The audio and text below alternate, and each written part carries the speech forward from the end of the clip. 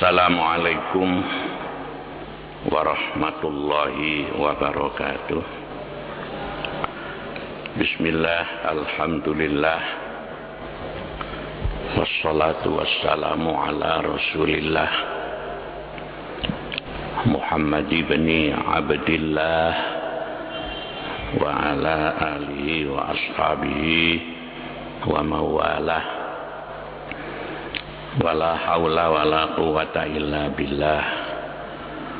Rabbana la ilma lana illa ma 'allamtana innaka antal alimul hakim.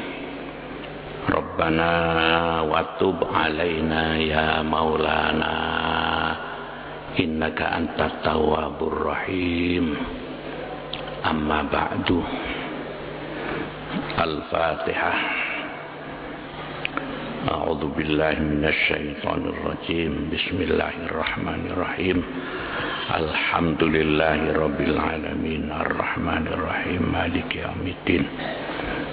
Iyyaka na'budu wa iyyaka nasta'in ihdinas siratal mustaqim. Siratal ladzina an'amta 'alaihim ghairil maghdubi. Para bapak dan ibu sekalian rahimakumullah, alhamdulillah kita masih diberi iman oleh Allah Subhanahu wa taala, dan kita masih diberi panjang umur sehingga kita bisa memasuki tahun 2011 ya. Mudah-mudahan ibadah kita dan semua amal saleh yang akan kita kerjakan diterima oleh Allah Subhanahu wa taala, dan tahun ini semuanya akan meningkat sampai akhir hayat kita, sehingga kita akan menjadi orang-orang yang husnul khotimah. Amin. Umur itu yang disebut dengan umur efektif. Itu adalah umur setelah 12 tahun ya. Sebab kalau setelah 12 tahun itu namanya disebut umur efektif atau disebut dengan mukallaf ya. Jadi kalau ada orang meninggal usia 62 tahun, berarti usia efektifnya itu adalah 50 tahun. Kalau misalnya usianya 82 tahun, masa efektifnya itu adalah 70 tahun. Ini pertama umur. Yang kedua, wa an jasadihi fima ablahu. Jasad kita ini juga dimintai pertanggungjawaban. Ya. Mata, telinga, hidung, lesan, kaki, alat kelamin, ya, semua dimintai pertanggungjawaban. Ya. Kamu dulu saya beri mata, itu yang banyak kamu pergunakan untuk apa? Ya, untuk melihat apa, kan gitu ya? Untuk membaca Quran, atau membaca buku-buku agama, atau melihat VCD porno, kan gitu ya? Mata ini dimintai pertanggungjawaban. Telinga juga diminta pertanggungjawaban. Telingamu itu yang banyak kamu pergunakan untuk mendengarkan apa?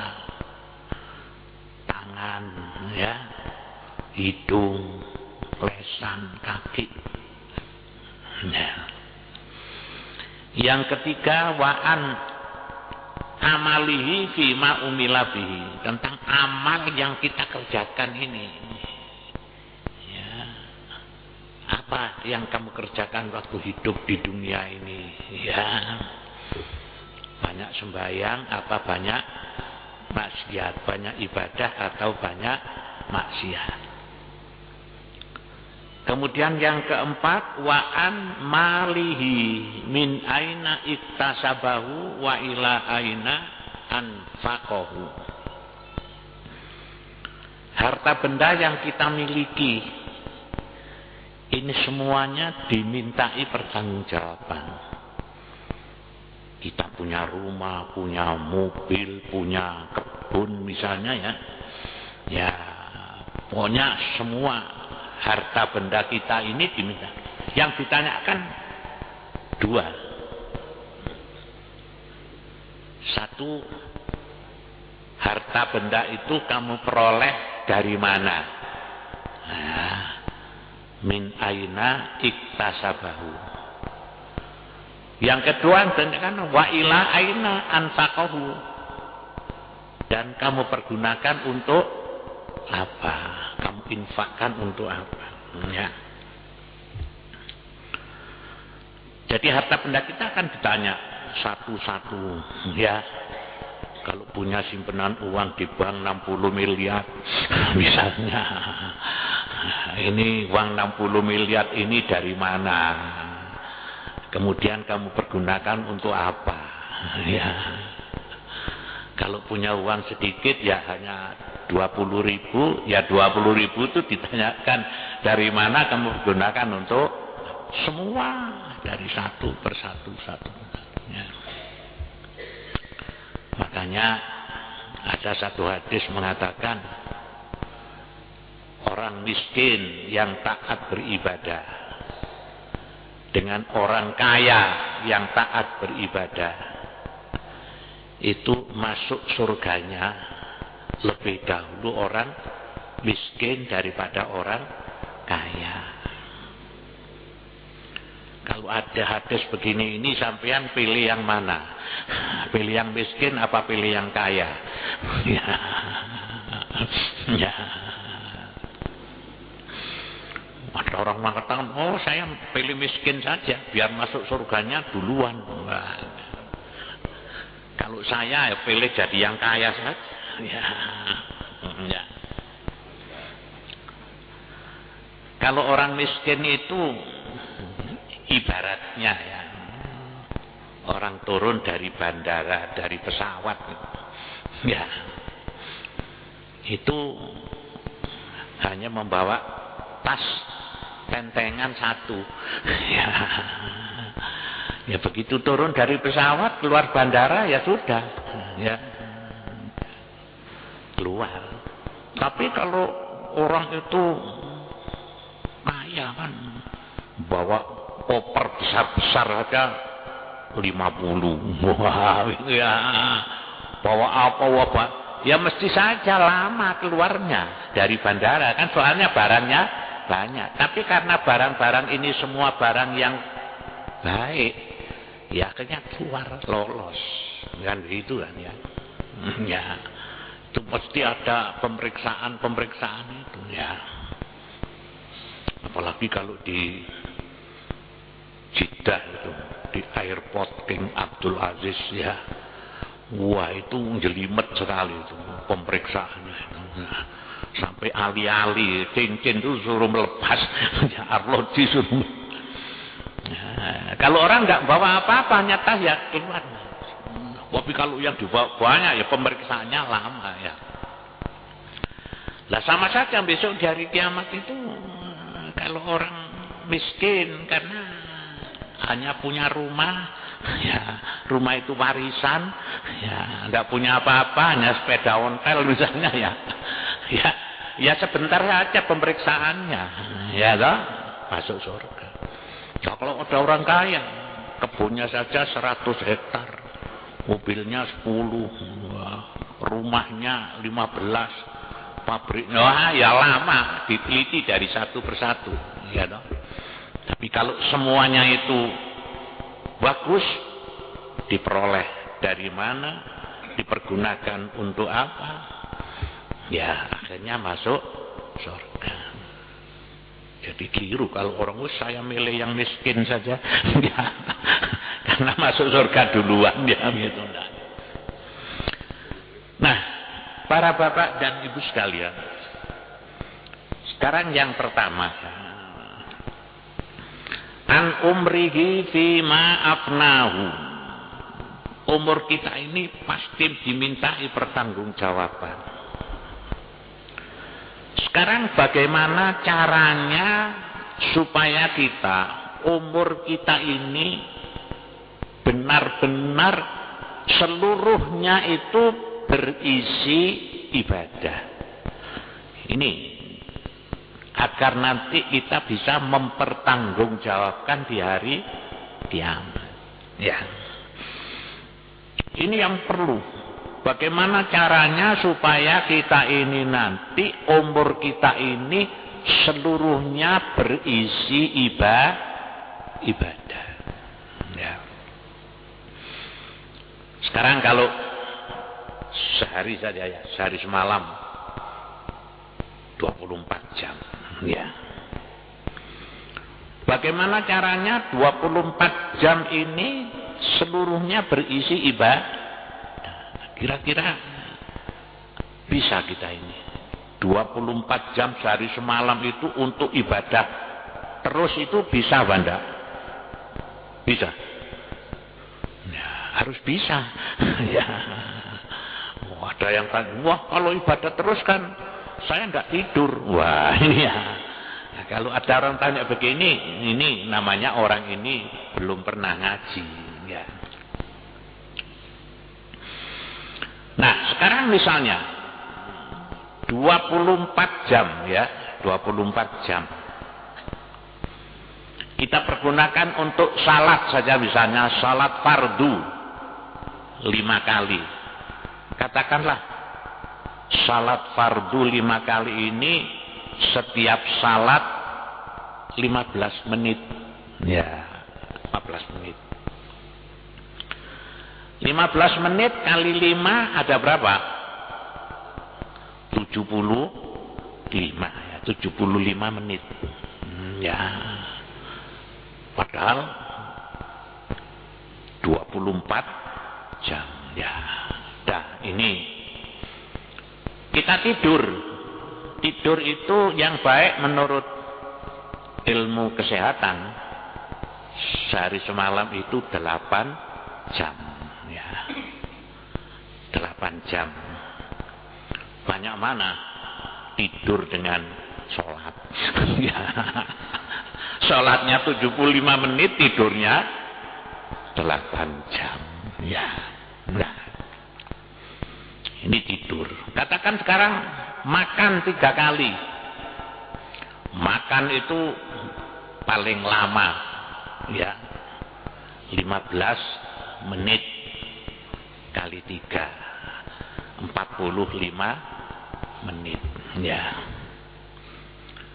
Terus kita bekerja kalau pegawai negeri misalnya ya jam 8 sampai jam 4 ya, sampai jam 4 sore 9, 10, 11, 12, 1, 2, 3, 4 8 jam ya tak? Bekerja dengan tidur saja sudah 16 jam ya. Dah. Sudah dihitung semua ya. Ya, hitung semua dah. Sekarang bagaimana kita ini bisa 24 jam itu semuanya adalah ibadah. Kalau salat, katakanlah salat tadi itu 15 menit kali 5 ya, 75 menit. Ini sudah positif, itu namanya ibadah ya. Sekarang tidur. Tidur ini ibadah apa bukan? Ya. Tidur itu kalau diniati ibadah, maka 8 jam itu tidak hanya tidur, tapi 8 jam itu namanya ibadah. Karena itu agar tidur 8 jam ini bisa mempunyai nilai ibadah, maka hendaklah didasari dengan zikir. Loh, ya loh. Sebelum tidur berzikir kepada Allah. Ya, berzikir. Bismillahirrahmanirrahim. Bismikallahumma ahya wa bismika amut. Nah, jadi saya niat tidur agar badan saya sehat, kuat menjalani ibadah. Nah, kalau tidur itu kan mubah. Kita niati ibadah, maka 8 jam itu tidak sekedar tidur, tapi tidur itu mempunyai nilai ibadah. Jadi kalau ini kan sudah ibadah namanya ya. Jadi sholat 70 menit ditambah tidur ibadah 8 jam. Ya. Kita bekerja. Ini pegawai negeri, apa sebagai pedagang, begitu ya. Ya. Apa kerja apa saja. Kalau kerjaan kita itu kita niati ibadah, maka bekerja itu adalah ibadah. Ya. Apalagi sekarang kalau kita melihat di pasar-pasar ya. Di pasar seperti pasar Gadang itu pagi, malam, sore, siang sama saja itu. Ya, artinya pasar itu tidak pernah sepi ya. Ada warung yang bukanya 24 jam ada. Ya, ada. Nah, kalau bekerja itu diniati ibadah, maka nilainya adalah niat ibadah. Saya niat bekerja mencari rezeki untuk bekal ibadah. Loh, ini bekerja jadi ibadah. Ya. Nah, kemudian kalau kita misalnya bepergian naik kendaraan, apa roda 4, apa roda 2, apa naik bis, apa naik pesawat ya. Nah, agar perjalanan kita itu mempunyai nilai ibadah, kita dasari dengan zikir. Ini tuntunan dari Rasulullah. Nah, kita naik kendaraan, kita berzikir. Subhanalladzi sakhkhara lana hadza wa ma kunna lahu mukrinin wa inna ila rabbina lamunqalibun. Kita naik kendaraan ini ibadah, kita naik bis ibadah, ya loh. Kita naik pesawat ibadah. Karena apa? Karena didahului dengan zikir. Loh ya. Jadi semua kalau kita berzikir maka itu nilai ibadah. Masuk WC, ya, kita berzikir kan, dianjurkan oleh Rasulullah masuk WC berzikir. A'udzubillahi minal khubusi wal khaba'isi. Dodok itu ibadah. Dodoknya lama ya, pahalanya banyak. Kan itu ya. Ini ibadah. Dan itu perlunya ngaji itu di semua. Ada orang mengatakan ibadah itu sembahyang tok poso, enggak.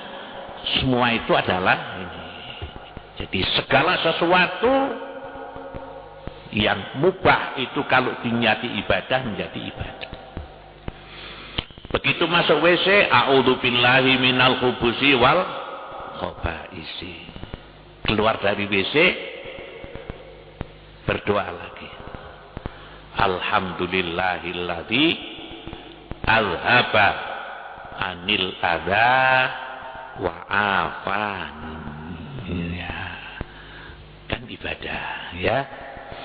Kumpul dengan istrinya. Ini mempunyai nilai ibadah. Iya kan? Jadi ya. Tapi kalau perbuatan yang kita kerjakan itu perbuatan yang bertentangan dengan hukum agama, diniati ibadah, ya tidak bisa menjadi ibadah. Nyopet nyopet itu kan perbuatan menentang hukum agama. Mau nyopet, bismillahirrahmanirrahim, saya niat nyopet hasilnya untuk ibadah, saya tidak bisa, ya. Jadi perbuatan-perbuatan yang baik. Nah, karena itulah maka disebutkan di dalam satu hadis dari Aisyah radhiyallahu anha. Dia mengatakan, zakara Rasulullah sallallahu alaihi wasallam fi kulli ahwalihi wa ahyanihi. Rasulullah itu selalu berzikir kepada Allah pada setiap waktu dan kesempatan, selalu. Mau tidur berzikir, mau makan berzikir, ya kan? Kalau kita mau makan, zikirnya apa? Bismillahirrahmanirrahim. Allahumma barik lana fima rozaqtana wa qina adzabannar. Mau tidur zikir, mau pergi zikir, ya kan? Mau masuk WC zikir, kumpul dengan istri zikir, kan ya?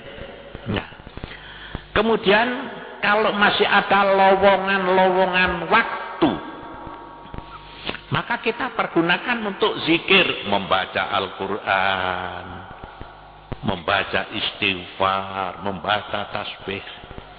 Nah, karena itu kan kita dianjurkan oleh Rasulullah untuk selalu membaca Al-Quran. Dalam hadis disebutkan, kamu hendaknya setiap hari membaca Al-Quran paling sedikit 80 ayat. Nah, begitu kata. Jadi waktu-waktu yang longgar ini kita pergunakan. Kita pergunakan untuk berzikir kepada Allah. Ini namanya semuanya zikir-zikir lesan. Ya. Tadi malam kalau kita melihat acara di TV One, ya, itu ada satu acara tentang masalah ketahanan mental, ya. Kenapa sekarang ini banyak orang bunuh diri? Ya.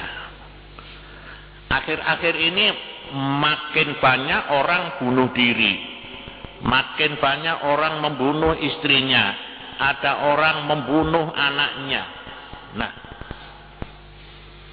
memikirkan sesuatu yang berat, lombok larang, sayur larang, beras munda, gula munda, bingung. Ya, akhirnya jalan pintasnya bunuh diri.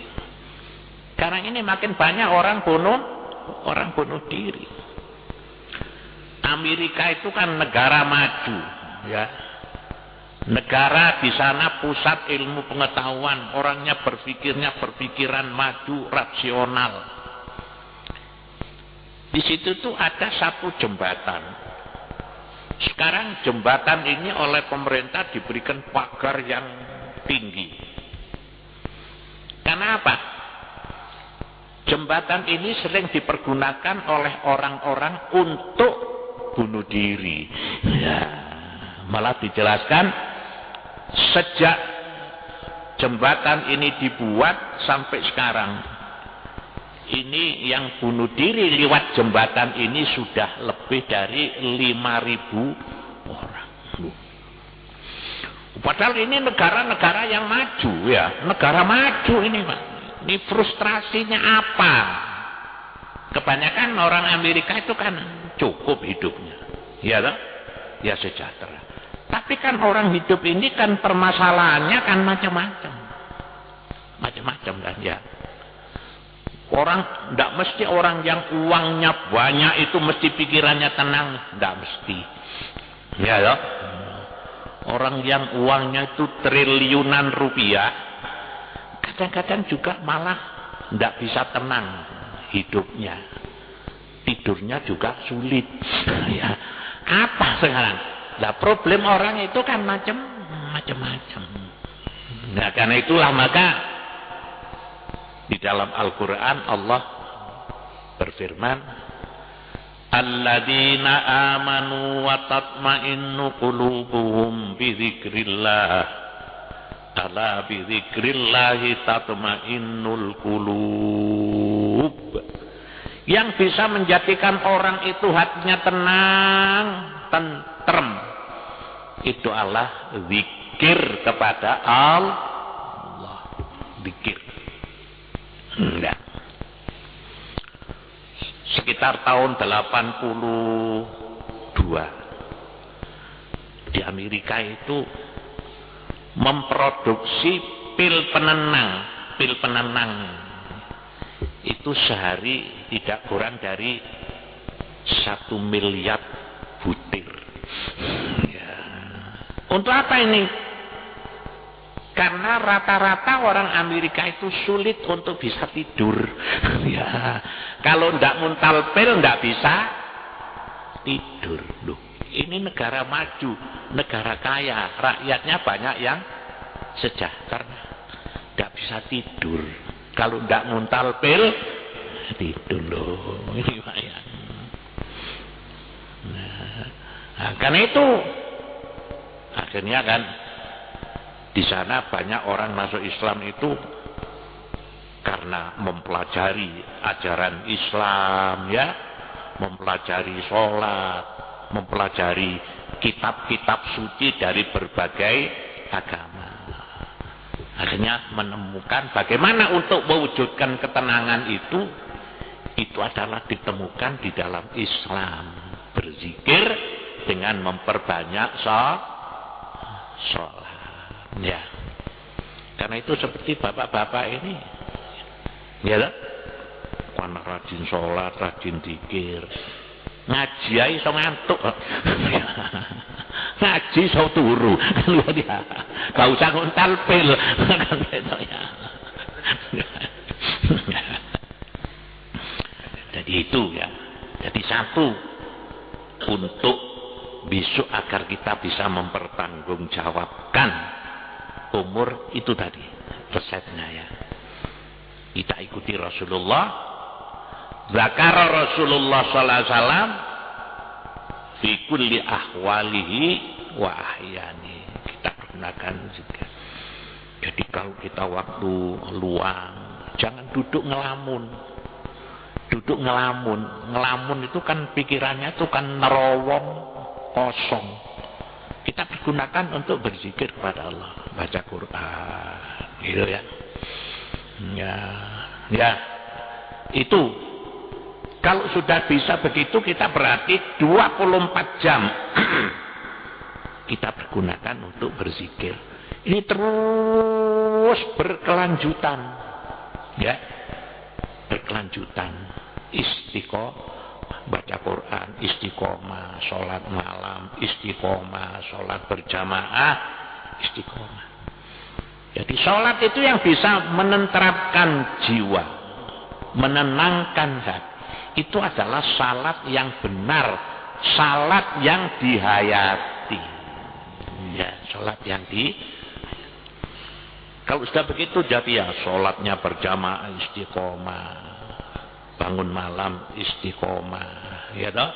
Baca Quran istiqomah, salat sunnah istiqomah, berjuangnya juga istiqomah, ngajinya istiqomah. Insya Allah kita akan bisa mempertanggungjawabkan an umrihi fima afnahu. Ya, umur kita akan bisa mempertanggungjawabkan nanti di hadirat Allah Subhanahu wa ta'ala, ya. Demikian para bapak dan ibu sekalian, pengajian kita pagi ini mudah-mudahan ada guna dan ada manfaatnya. Allahumma sholli ala sayyidina Muhammadin wa ala alihi wasallam. Alhamdulillah bil alamin. Allahumma inna nas'aluka ilman nafi'ah wa amalan mutaqabbalah wa lisanan dzakira wa qalban khashi'ah wa amalan maqbulah. Rabbana la tuzigh qulubana ba'da idh hadaitana wa hab lana min ladunka rahmah innaka antal wahhab. Rabbana atina fid dunya hasanah fil akhirati hasanah wa qina adzabannar. Subhana rabbika rabbil izzati amma yasifun wa salamun alal mursalin walhamdulillahi rabbil alamin. Assalamualaikum warahmatullahi wabarakatuh.